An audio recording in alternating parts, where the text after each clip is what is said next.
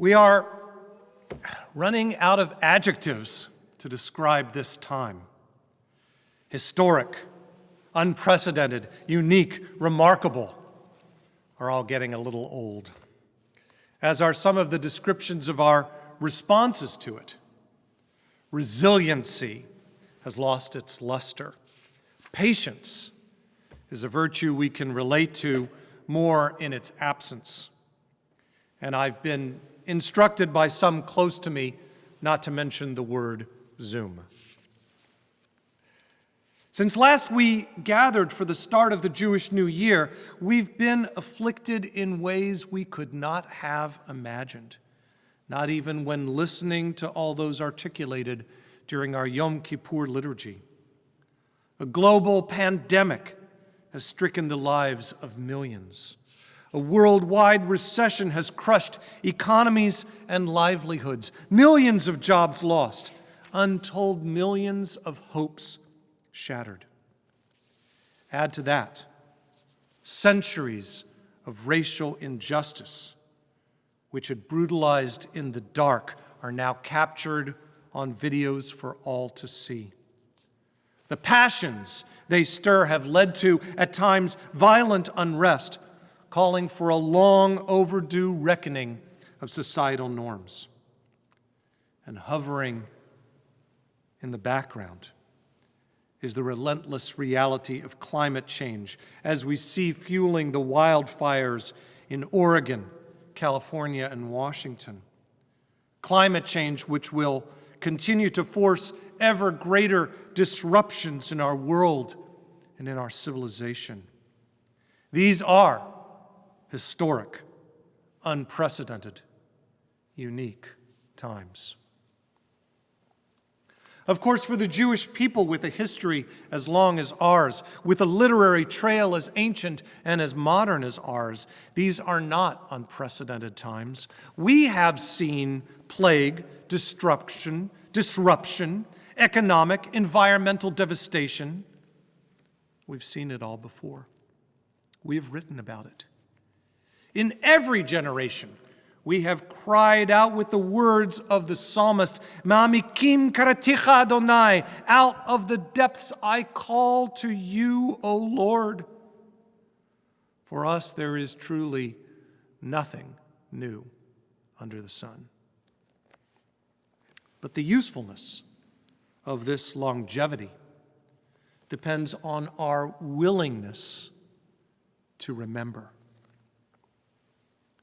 A few months into the COVID-19 lockdown, I participated in a clergy panel with my colleagues at St. Mary's Cathedral and Trinity Episcopal Cathedral in a Zoom program we called Congregations in COVID. We were trying to understand and discuss the effects of the pandemic on our three varied religious institutions. This was just about a month after Easter. My friends had just had to invent the kind of religious experience we Jews are having today on our most sacred high holy days. In our conversation, Dean Nathan LaRude of Trinity described how he prepared for Easter by searching the archives of his historic institution, established as a parish 7 years before our own synagogue. Dean LaRude told us that he wanted to see how his congregation had experienced the 1918 flu pandemic so that he could learn from their example. What he found surprised him. No record in the minutes. No descriptions, no discussion of the pandemic at all. This despite the fact that the cumulative excess death rate in Portland from the influenza epidemic about a century ago is thought to have been an astonishing 505 per 100,000 people. By comparison, the current death rate from COVID-19 in the entire United States is under 60 per 100,000. That rate, of course, will likely rise. How is it possible that such a dramatic event affecting the lives and livelihoods of everyone in the parish should earn no mention in the church's official records? My colleague believes that the effects were so shocking, so devastating, that the people wanted to collectively forget. They wanted no reference to that time of loss. They chose to move forward and engage in collective amnesia. Of course, that is not the Jewish way. We are a people of memory. Our long history includes enough loss to inure us to even an epidemic's devastation. So as we began to prepare for the high holidays, I decided to do the same kind of investigation as was done at Trinity Episcopal.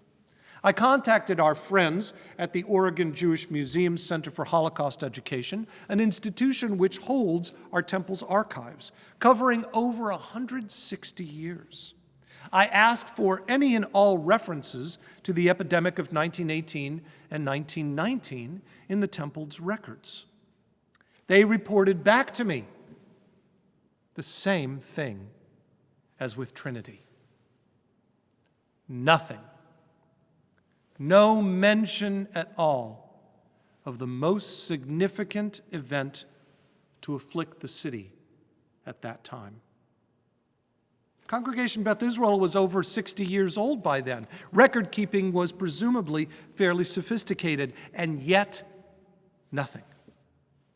Even our people, with our memory, chose to forget. I don't want future historians to look back on this time and wonder what we experienced, how we dealt with these challenges. I want us to understand and to learn from our past.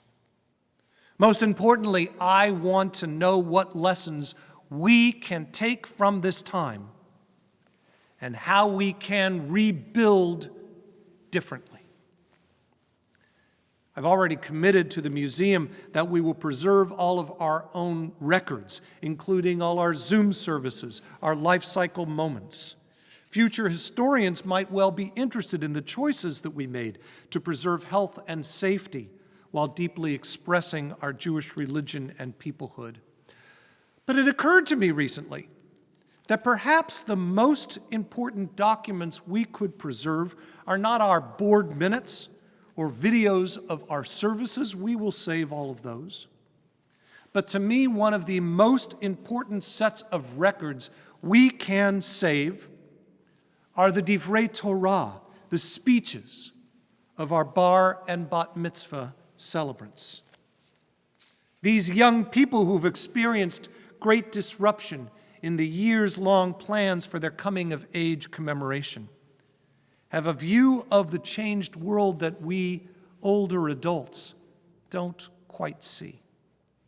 They are agile with technology and are intimate with the challenged learning that they are receiving through it.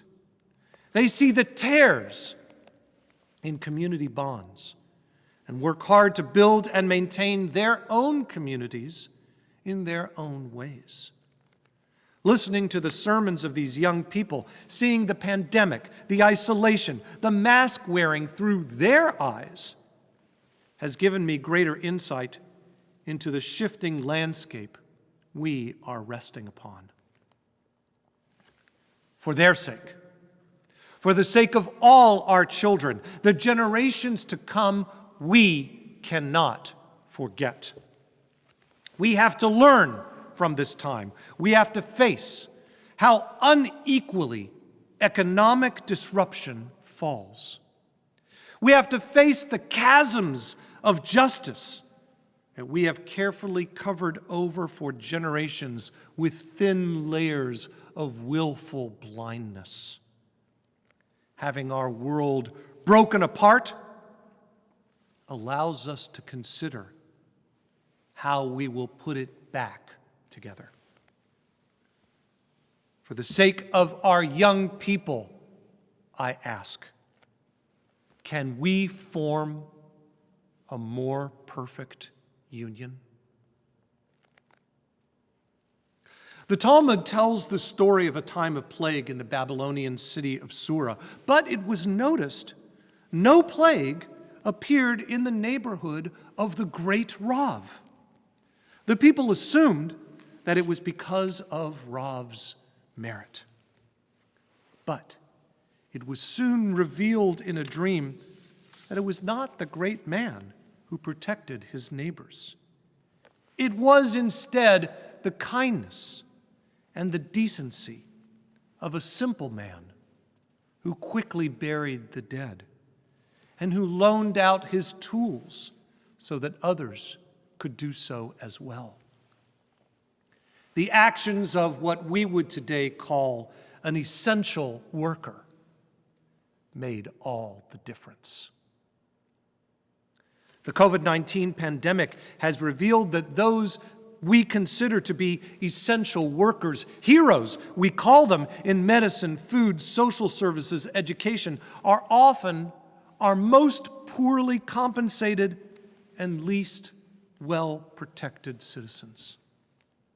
We honor them with nightly cheers. But are we willing to honor them with better pay, with health care, with child care, so that they can safely do the work we all need? We pledge allegiance to a flag proclaiming liberty and justice for all, but are we willing to listen to those who have been intentionally excluded from that promise?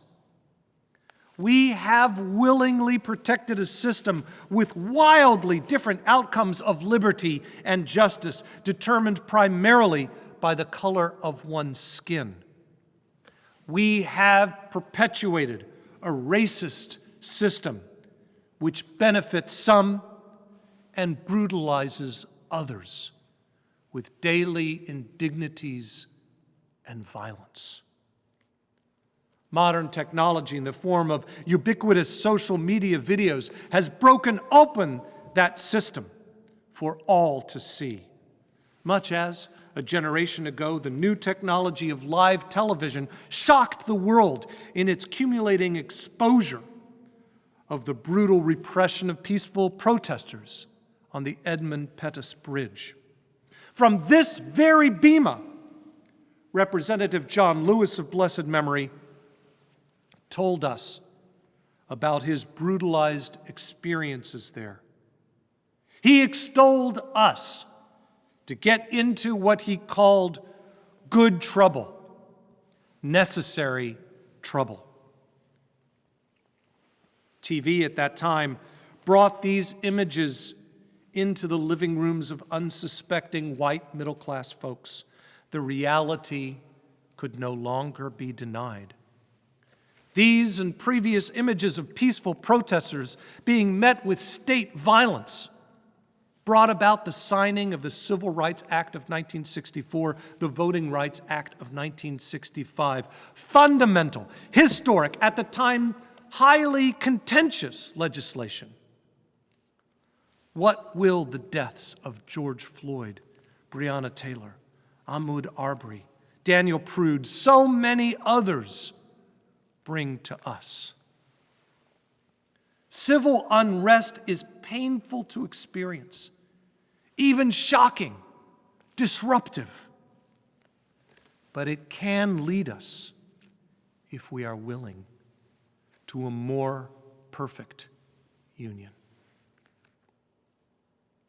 In the Mishnah, we are taught about generational responsibility. B'chol dor vador chayav adam lirot et atzmo ke'ilu hu yatsa mimitzrayim. In every generation, we are taught, a person is obligated to regard themselves as though they personally had gone forth from Egypt.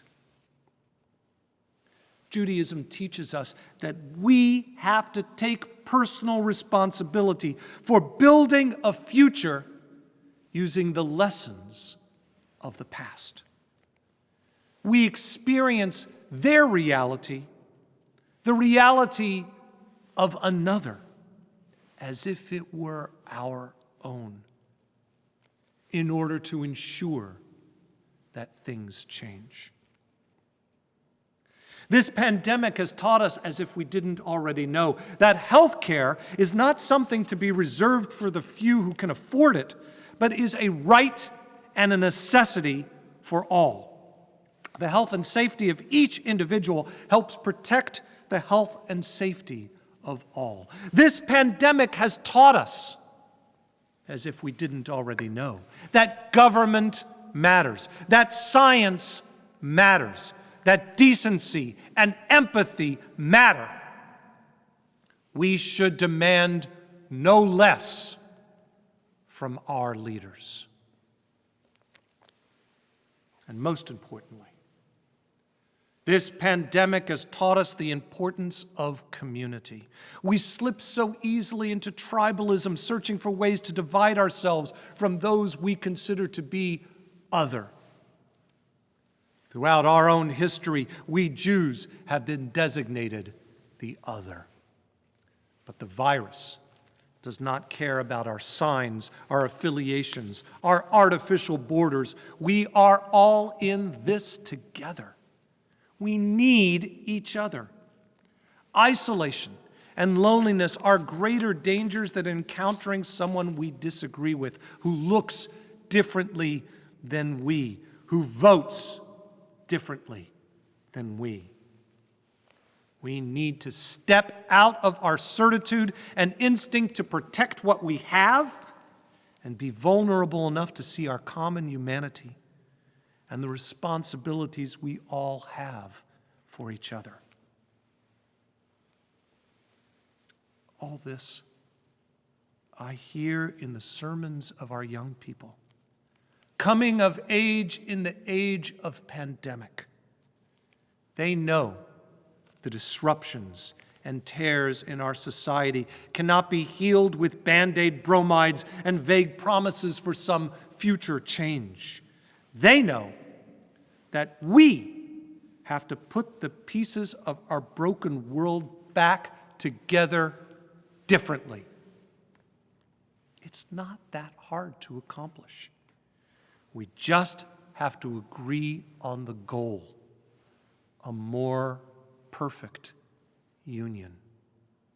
A union where people are treated with equality of opportunity and equality of justice.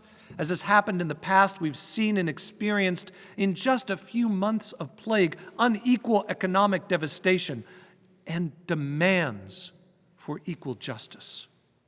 Unlike our ancestors, though, we cannot close our eyes in pain and hope to forget. For the sake of our young people, we have to remember, and we have to do better.